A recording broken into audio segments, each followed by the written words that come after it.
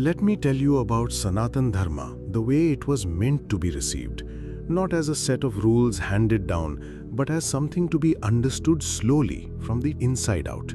And the first thing to understand is the name itself, because the name is already the teaching. Sanatana means that which has no beginning and no end, the eternal, the ever-fresh, the perennial. And dharma comes from the root dhri, to hold, to bear, to sustain. So dharma is not religion in the narrow sense. It is the order that holds the cosmos together, the law that keeps each thing being what it truly is. The dharma of fire is to burn. The dharma of water is to flow downward and to cleanse. The dharma of the sun is to give light without asking for anything back. And the dharma of a human being, well, that is the long question this whole tradition exists to answer. So when we say Sanatan Dharma, we are not naming a creed founded by one man on one day. We are pointing to eternal principles that were always true and always will be. Principles that anyone, anywhere, in any age could in principle discover for themselves. And that word, discover, matters enormously, so stay with it. This tradition does not claim its truths were dictated by a single prophet. It claims they were seen. The most ancient texts, the four Vedas, the Rigveda, the Samaveda, the Yajurveda and the Atharva Veda are called Shruti, that which was heard. The idea is that the ancient seers, the rishis, sat in such deep stillness that the structure of reality became audible to them, the way a faint sound becomes clear only when the room goes quiet. They did not author truth, they overheard it. This is why from the very beginning, Sanatan Dharma treats truth as something out there to be found by direct experience, not merely something to be believed on authority. It is closer in spirit to a science of consciousness than to a dogma. Now the texts have a structure, and it helps to see it whole, because the apparent sprawl hides a clear order. Each Veda unfolds in layers, from the outer to the inner. First come the hymns of praise, the Samhitas, then the manuals of ritual, the Brahmanas, then the forest meditations, the Aranyakas, were composed by those who had withdrawn to contemplate what the rituals truly meant. And finally, at the summit, come the Upanishads, the philosophical heart of it all, so important that they are given their own name, Vedanta, which means both the end of the Veda and the culmination of the Veda. Alongside this revealed core sits a second remembered tradition, the Smriti, the great epics, the Ramayana and the Mahabharata, and folded inside the Mahabharata like a jewel inside a crown, the Bhagavad Gita, together with the Puranas, the old stories, and the codes of conduct. If the Vedas are the peak of the mountain, the epics and Puranas are the well-worn paths that ordinary people walk to climb it. So now we come to the center, the thing everything else orbits, and the thing that should interest you most if you care about consciousness. The Upanishads point again and again to one ultimate reality, which they call Brahman. Do not picture an old man in the sky. Brahman is the boundless ground of all that exists, described in three words that are really one experience: Sat, Chit, Ananda. Pure being, pure consciousness, pure bliss. Notice that consciousness sits right at the foundation of reality. In this vision, awareness is not a late accident thrown up by matter. Awareness is what is most real, the very fabric of things. And then comes the most daring claim in all of human thought. The Upanishads say that the consciousness at the very core of you, your innermost self, your Atman, is not different from that infinite consciousness.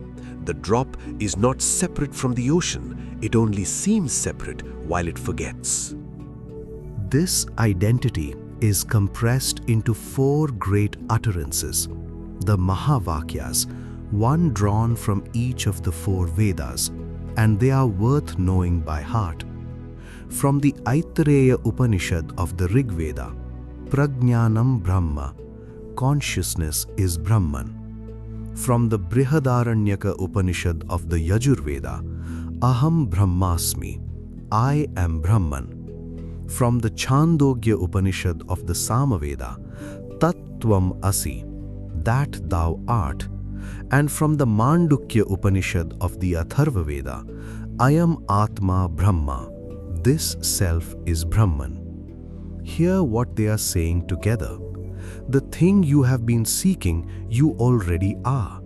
The journey is not to become divine, but to remember that you never were anything else, to wipe the dust from a mirror that was always whole.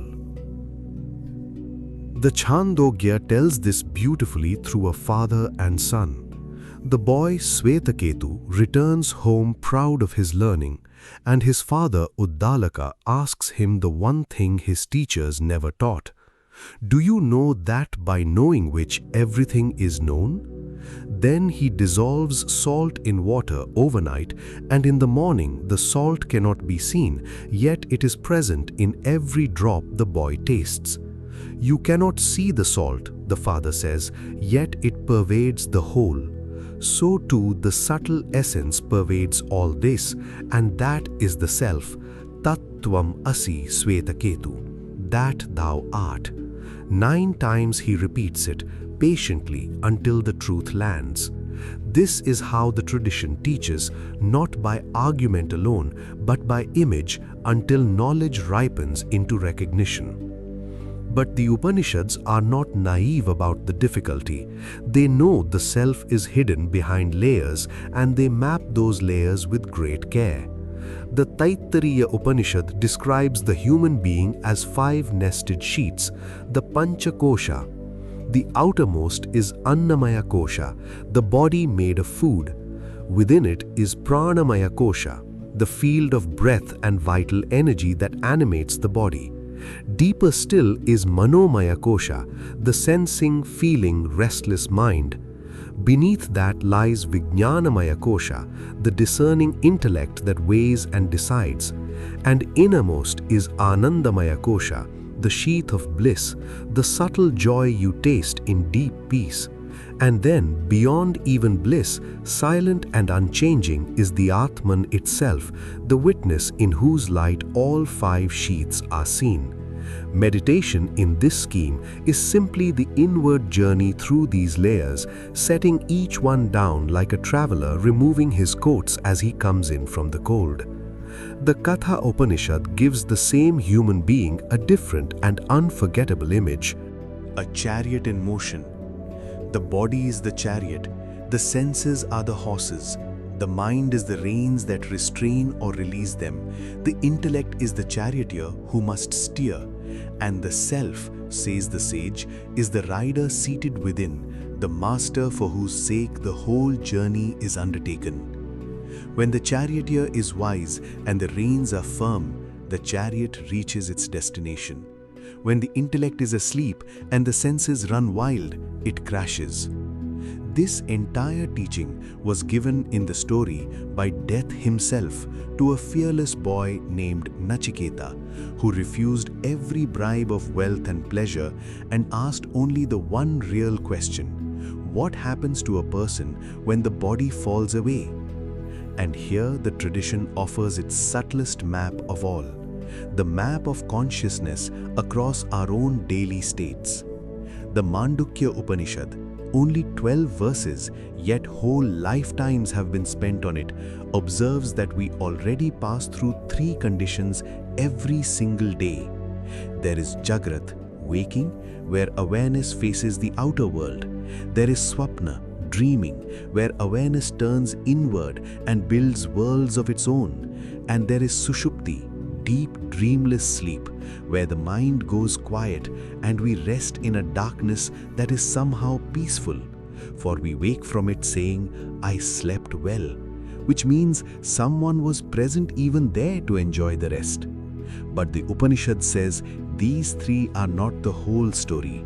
There is a 4th called simply turiya, the 4th, pure consciousness itself, the silent awareness that underlies and witnesses the other 3, without ever being touched by them. And the sound that holds all four is Om, the of waking, the Oo of dreaming, the Ma of deep sleep, and the silence after the sound, which is turiya. To meditate on that silence is to rest in what you most truly are. Two birds, says the Mundaka Upanishad, perch on the same tree. One bird restlessly eats the fruit, sweet and bitter by turns, lost in its pleasure and its pain. The other simply watches, serene, eating nothing. The first bird is the self caught in experience. The second is the witnessing self that looks on, untouched. Liberation begins the moment the restless bird notices the calm one and remembers it was never only the eater, it was always also the witness. Now, because human beings are not all alike, this tradition never demanded that everyone climb by the same path, and this is where its genius for diversity begins to show. The Bhagavad Gita, spoken by Krishna to the despairing warrior Arjuna on the edge of battle, lays out several roads, each suited to a different nature. For the reflective, there is yoga, the path of knowledge, which reaches truth by relentless inquiry. Neti, neti, not this, says the Brihadaranyaka, peeling away everything you are not until only the self remains. For the loving heart, there is Bhakti Yoga, the path of devotion, which reaches the same goal through love of the divine in a cherished form. For the active, there is Karma Yoga, the path of selfless action, whose great instruction is the Gita's most quoted line: "You have a right to your action, but never to its fruits, so act fully and release the outcome." And for the contemplative, there is Raja Yoga, the royal path of meditation, which Patanjali defines in his very first sutras as Chitta Vritti Nirodha, the stilling of the whirlpools of the mind. These are not rival religions. There are 4 doors into one room, and a person may enter through one or walk through all of them at different hours of life. And this brings us to the quality I think is Sanatan Dharma's greatest gift to humanity, the way it turns diversity itself into a blessing. Most traditions that rest on a single revelation must treat other views at best as errors to be tolerated. Sanatan Dharma does something else entirely. It treats the multiplicity of paths and names as a consequence of truth's own vastness. The Rig Veda says it plainly, in a line that could be carved over the door of the whole tradition. Ekam Sat, Vipra Bahuda Vadanti. Truth is one, the wise call it by many names. If the real is infinite, then no single word, no single image, no single doctrine can ever fence it in. So many descriptions are not a scandal, but a necessity, like many travelers describing one immense mountain from their different slopes. The Rig Veda goes further still and prays, Ano Bhadra Kratavo Yantu Vishwataha. Let noble thoughts come to us from every direction. This is a tradition that at its very origin asks to be enriched by wisdom from everywhere. You can see this openness built into the very architecture of Indian thought. It recognizes 6 classical schools of philosophy, the Darshanas: Nyaya, Vaisheshika, Samkhya, Yoga, Mimamsa, and Vedanta, that argue with one another freely, like the limbs of one body moving in different directions, yet serving one life. And even within Vedanta, the 3 greatest teachers read the relationship between the self and the absolute in 3 different ways.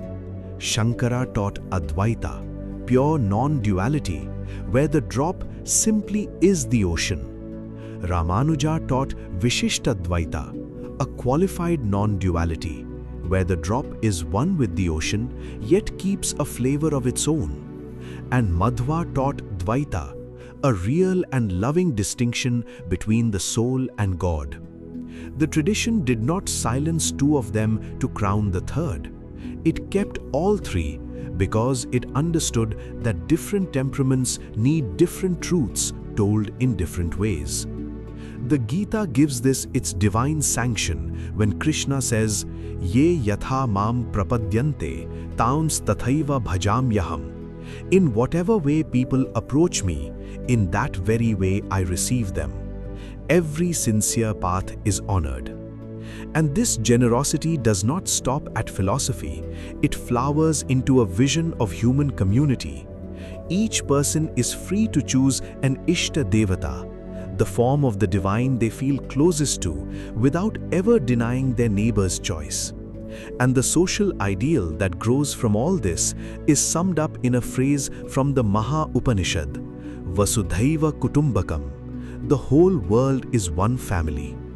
It follows naturally from everything that came before. If the same consciousness shines in every being, then the stranger is not really a stranger, and the great prayer of the tradition can mean exactly what it says. Sarve bhavantu sukhinaha. May all beings be happy, may all be free from suffering. Diversity becomes bliss precisely because it mirrors the boundlessness of the one reality it expresses. Lest you think all this floats too high above ordinary life, hear how grounded the tradition is about being human. It names 4 legitimate aims of a life well lived, the Purusharthas, and refuses to despise any of them. There is Dharma, living rightly and meeting your duties. There is Artha, earning and prospering by honest means. There is Kama, the pursuit of love, beauty and rightful pleasure. And there is Moksha, liberation, the realization of your own deepest nature. The first 3 are not enemies of the spirit. Pursued in balance, they ripen toward the 4th like fruit toward sweetness. And it maps the seasons of a life into 4 stages, the ashramas. The student who learns, the householder who builds a family and serves society, the elder who gradually withdraws, and finally the renunciate, free to seek only the eternal. Worldly fullness and spiritual depth are not made to quarrel here. They are arranged to flow one into the next. So if you want the whole of it gathered into a single breath, here it is. Sanatana Dharma holds that consciousness is the deepest reality there is, that your own quiet awareness is a doorway straight into it, that there are many honest roads to that doorway fitted to many kinds of hearts, and that the resulting variety of names and forms and views is not a flaw to be corrected, but a glory to be celebrated, because it answers to the infinity of what it points toward. That is how a single tradition can shelter a billion different practices under one sky and still, without contradiction, call itself one. And it ends as it began, with a prayer that leaves nothing out. Loka samasta sukhino bhavantu. May all the worlds everywhere be happy. From the unreal, lead me to the real, the old seer sang. From darkness to light, from death to the deathless. That is the whole road, and the invitation, as ever, is to walk it yourself. If these videos make you pause, if they make you think, if even one idea here touches something inside you, then please consider subscribing. I'm not a big channel. There's no algorithm magic working in my favor. Every video you see here is created with intention, reflection, and a genuine wish to help people understand themselves and the world a little better. Your subscription is not just a click. It tells YouTube that this kind of content matters. It tells me that this work is reaching real hearts, and it gives this small channel the strength to grow. I don't promise entertainment. I promise depth. I promise honesty. I promise conversations that stay with you long after the screen goes dark. So, if you believe in conscious thinking, emotional healing, and inner evolution, subscribe. Let's grow together, one mind, one heart, one step at a time. Thank you for being here.